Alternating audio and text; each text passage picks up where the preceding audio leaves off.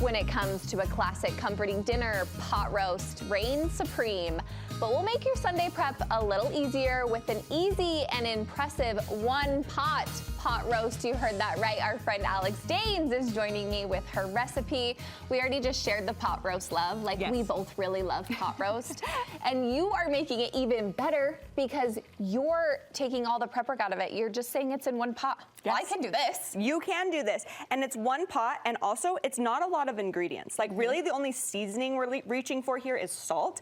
So we're talking, it's gonna be a longer cook time, but in terms of prep and hands-on time, it's like nothing, and it's gonna be so incredible. Oh, well, I can smell it. Yes. It smells so good. We've got butter going, so you know how that smells. Oh, it smells so good. You know what the thing is? I always, when I'm at Costco, I'm at this or that, I'm trying to find what cut of meat. Yes. And what I'm looking for in a cut of meat. Can you walk us through what we're looking for when it comes to a pot roast? I would love to. So what you're looking for is actually a chuck roast, which is a more inexpensive slice of meat that you're going to find. And the great thing about a pot roast or a chuck roast is that it has a larger, it's a denser mass, right? So you're not working with a lot of surface area to season. So really all we're doing is a rub of coarse salt and letting it sit on our counter at room temperature for 20 minutes. Then we're gonna blot it with a paper towel. And what that's gonna do is it's actually gonna pull out that moisture to allow us to brown it and then allow us to get a deeper flavor. And because it has these rinds of fat here, these are gonna melt down with our low cook time, and they're actually going to be just caramelized and shreddable and tender. And flavor. And flavorful, exactly. A piece of meat like this where you have such a big piece with not a lot of surface area to work with, salt is gonna be your best friend. Okay, you said, so all we're gonna do is put the salt on. Put the salt on. And then you're just putting this right into the pot?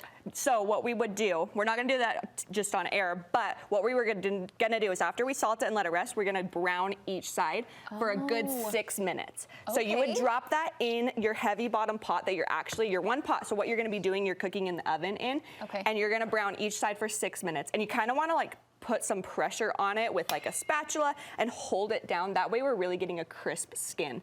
Again, what that's gonna do is it's gonna act as a flavor barrier that's gonna keep those juices locked in, and it's gonna really allow that fat to render, melt down, and just get tender and caramelized. This is a step you don't want to skip. Exactly, exactly. So this is kind of your prep, which is gonna make your chuck roast shine. Again, this is an inexpensive cut of meat. We're not talking prime rib.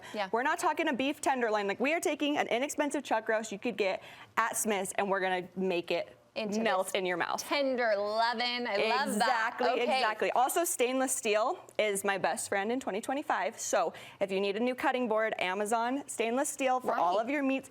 It cleans, plastic is not good for you. Well, I know. And wood is hard to eat a whole credit card of plastic. Exactly. And wood is really hard to clean, especially when it comes to meat. So stainless steel is gonna be your best friend in 2025. I'm putting it out there. Listen, I'm here for it. I'm here for a tip from Alex Daynes. I will give them to you. Let me stock your kitchen. I actually threw all my plastic away just this week, and I've got that stainless steel, so.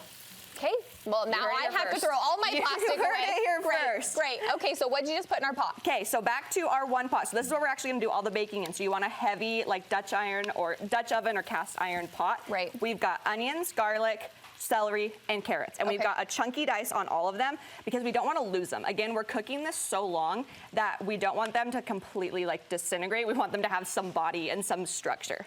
Am I dying that you're calling this a chunky slice? You know, I love it. We love a good chunky slice. I love that. You don't want to lose them, so that's going to make sure they don't disappear into your roast. So we've got butter, we've got oil in there already. Again, salt is the only seasoning I'm doing here. Okay. We've got flour. This is going to give it some thickening agent. It's going to hold on to those vegetables. Some body. It's going to give it some body. Okay. Now, with a chuck roast in a recipe like this, a lot of the times you're going to see people reaching for red wine. That's just something that, it's going to cook down. It's not going to have any alcohol when you eat it. Right. However, sometimes I don't want to go to the liquor store. I mean, I've got a little one at home. It's hard to get there. So you can actually use grape juice. So a concentrated grape juice as a 1-to-1 substitute. Okay. If you don't want to go that route. So save yourself a trip to the store. This guy I just picked up at Harmon's. It's not going to give you as deep of a flavor, but hey, if you're, think about your target audience, right? Who you're feeding those littles. Grape juice is going to do the job, and it's going to give you a similar flavor without the extra grocery shop. I love that. If you've got it on hand, which I often do, but little hack for you. Little Daylin loves grape juice. Little Daylin, yes. My little Daylin is a big grape juice fan as well. Another element of flavor here, we've got tomato paste. Again, it's gonna just richen the flavor and deepen things in here.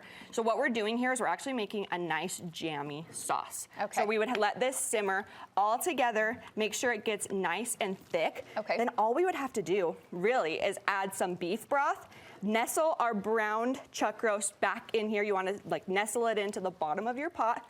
Put your lid on in the oven. We're talking low and slow, so 275 for 4 to 5 hours. So really, once you get it on to the pot, there is not a lot of hands-on activity. You can check it at about 2 hours. If you have like a thermometer, you're looking for an internal temperature of about 190, and then you just want to hold it, and that's going to render that fat down. And all you're looking for, you'll know when it's gonna be done at about 2 hours. But those extra 2 hours, what they're gonna do is gonna make it so tender so you can actually just like shred it.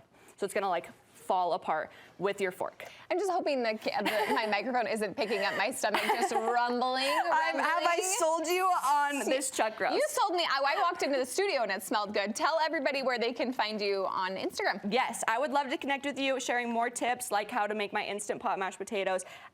It's the Alex Daynes online, but then all recipes are also posted at alexdaynes.com. So yummy, so good. One of my favorite follows, friend. So good to see you. Oh, good to see you. Thank you so much.